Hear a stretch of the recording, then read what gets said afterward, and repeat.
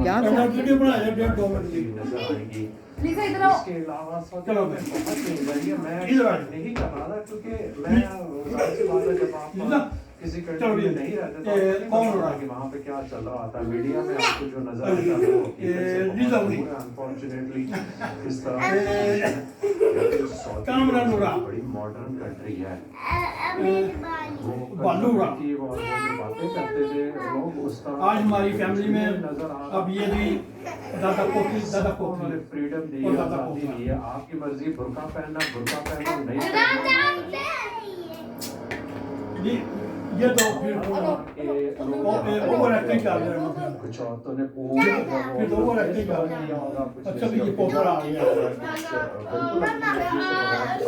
पोता आखी दा पोखरा अच्छी बात है कि उन्होंने लोगों को चॉइस दी है कि आप अपनी मर्जी से खुद डिसाइड कर सकते हैं आप किस तरह जो होना चाहते हैं। ये औलिया स्ट्रीट जो है मुझे लगता है कि ये यहाँ का सेंटर एरिया है।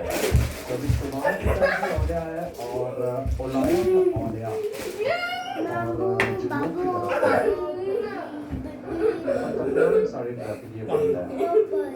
मैं यहाँ पे 3-4 मिनट ये सारे जो रुका हूँ, लग पता क्या करने का सेब कैसे खाना है ना मुंह को। चलो बंद कर दिया तो